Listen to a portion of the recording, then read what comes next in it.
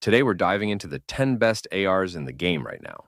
And honestly, this category has the most options available. So hopefully you'll land on the one that fits your playstyle perfectly. At number 10, I've got to bring up the DRH. It's not exactly speedy or strong in range or magazine size, or even stable, but it can kill in just 210 milliseconds if you hit that 3-shot burst. And even though it's not the most reliable 3-tap AR, that quick time to kill will definitely tip the scales in your favor during firefights. If your crosshair placement is tight and you're accurate at hitting upper body shots, then the DRH might be a solid off-meta pick. Plus, it's a great flex for that no one uses this badge. But before we slide into number 9, I want you to know we'll be pointing out some honorable mentions along the way, starting with a gun that hits even harder than the DRH if your aim isn't sleeping. The first honorable mention is the ASM-10. During Stage 2 S&D, we saw the ASM-10 with the Branson barrel used way more than expected, even though it's usually off-meta. It stood out next to big names like the VMP, XM4, and Odin. To put it simply, land your first 3 shots back-to-back, and you kill in 133 milliseconds, which as far as we know is the fastest, non-burst, non-headshot TTK. And if you keep firing, it's 220 milliseconds for 3-shot kills and 330 milliseconds for 4-shot kills. And those times are rock solid. That means even if your shots hit the legs, the times are unchanged. So inside 24 meters, it's always a 3-shot kill. And from 24 to 38 meters, it becomes a 4-shot kill. With that range profile, the ASM-10 is a strong SMG counter, like it's always been. Plus, unlike the DRH, you can get a 2-tap if both bullets land as headshots, which is clutch in S&D, TDM, or frontline, where the fastest TTK is king. All right, now on to number 9. We've got the M13. Simply put, it's a dependable gun. Not the best in one area, except maybe magazine size. It's predictable. The mobility is good enough for a flex build. The recoil, flinch, iron sight, aim shake, they're all solid. The damage over range is decent, and the max stats are strong too. Overall, there's no glaring weakness with the M13. It's just consistently good across the board. But hey, consistent is basically the best nickname in COD, right? Even if it doesn't win style points. Number 8 is the BP50, and it reminds me a lot of the M13.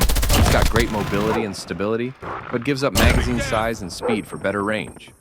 You're running half the mag size with a slower reload than the M13, but you get about 10 meters more TTK range. Would I pick it over the M13? It depends. If you're playing slowly or in S&D, the BP50 will edge out thanks to the range. In respawn, though, the bigger magazine of the M13 is usually the smarter choice. Before we hit the top 7, here's another honorable mention that actually packs a punch for aggressive players. The AK-47, and yes, you're getting a free legendary skin, so why not? And it's not a bad gun either. Compared to the DRH and ASM-10, it offers better range, 29 meters of 3-shot kills. And for consistency, while it can't beat the ASM-10's perfect 3-tap rate, it's much more forgiving than the DRH. You just need a chest or arm shot to land a 3-tap. And yeah, 2-tap headshots are still on the table. Here's a bonus. It moves a bit better than the ASM-10, and the recoil is shockingly manageable. If you like the ASM-10 but want more wiggle room, the AK-47 is a solid pick in respawn modes. At 7, we've got the KN-44. This is your classic 4-shot AR, just like early 2020. We get over 50 meters of 4-shot kill range, giving us a solid fight against almost anything that isn't a DMR, like SKS or Type 63 mobility-wise. It's standard AR speed, but compared to similar weapons like the LK-24, it feels faster. What keeps it from being ranked higher is its stability. Sure, flinch resistance, iron sight, and aim shake are good, but recoil isn't amazing for a classic AR. If you want a safe choice that works on any map, KN-44 is a solid bet. Speaking of classic ARs, our next honorable mention is the OG Odin, the Man-O-War base model. Yes, it's got brutal damage per shot, but its meta strength might surprise you. These days, it only has 31 meters of 3-shot kill range, and it's not mobile. It's definitely no match for the AK-47, DRH, ASM-10, or EM2 in range, or TTK. But it hits hard, which makes it a revenge machine. Its recoil climb is always the same, predictably, so it's easy to control. Flinch resistance is high and aim shake is low, which makes it beginner-friendly. Just know it doesn't dominate long-range maps. The LK-24 hits number 6, and like I said, it trades mobility for top-tier stability. It's hands down the steadiest AR in the game, though it's pretty sluggish. But if you play passive, or you're not confident in faster ARs, the LK-24 is definitely worth trying. And here comes another honorable mention. The greatest free-tap AR no one talks about, the EM2. It has a massive 37-meter 3-shot kill range, mobility almost like a Type 19, and the second smoothest recoil of the free taps. It's super easy to control. The magazine stats are strong too. The only drawback is the TTK, 224 milliseconds, so it can struggle against SMGs up close. But if you're aware of that and play smart, the EM2 is the strongest free tap in the game, cracking into the top 5. At number 5 is the HVK-30. People were asking why it didn't make the first video, and the answer is simple. It's strong, but if you're neither Odin nor a Flex AR main, it's tough to shine in this meta. The HVK-30 still has a secret weapon. Its raw TTK is insane, 180 milliseconds, for a 3-shot kill, which beats a ton of SMGs. The downside? Only 28 bullets per mag, and a middling reload.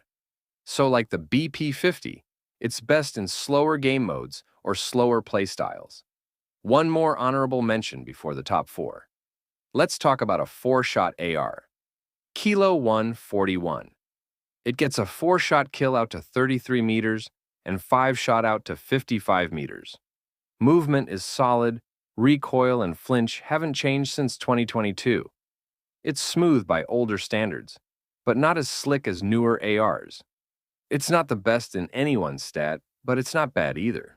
So, if you're learning ARs, the Kilo 141 is a great training gun. In 4th place is the Type 19, the more passive half of the Flex AR duo. After a sprint speed nerf, it now moves at 5.8 meters per second, which feels sluggish, and with an accurate long barrel, it slows even more, thanks to a 4% penalty. Still, it delivers 31 meters of 4-shot kills and up to 43 meters of 5-shot, beating the XM4 at range. Recoil is easy, flinch is low, and a red dot fixes the iron sight issue. Less aggressive than before, but a rock-solid all-rounder. In 3rd place, we've got the XM4, your go-to aggressive flex AR.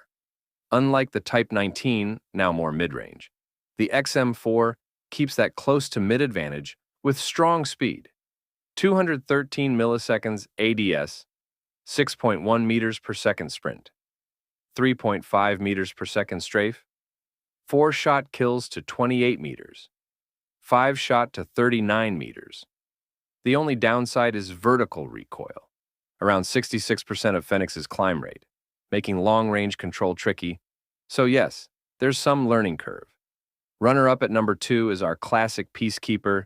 You know the drill. Best range among Flex ARs, best mobility, best magazine stats of any AR. Yes, it has only 40 bullets, but a 0.8-second reload and 2 tap potential makeup for it.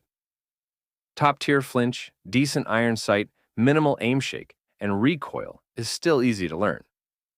Anyway, great choice. Use it. And finally, the number 1 AR is the Odin. Imagine a full auto SKS. 2 shots to kill past 40 meters, brick-hard stability. But slow as a snail iron sight is awful. You'll need a decent skin, Shark Battle Pass, or Mythic helps hide that mess. Magazine isn't a problem. 25 bullets is enough when you can 2-tap. It's tricky to use with slow fire rate and weight, so it demands elite tracking and aim focus. But if you're that guy, it's definitely worth it. And if you're wondering how to add these top ARs into your loadouts, make sure you stick around and watch this video. Somebody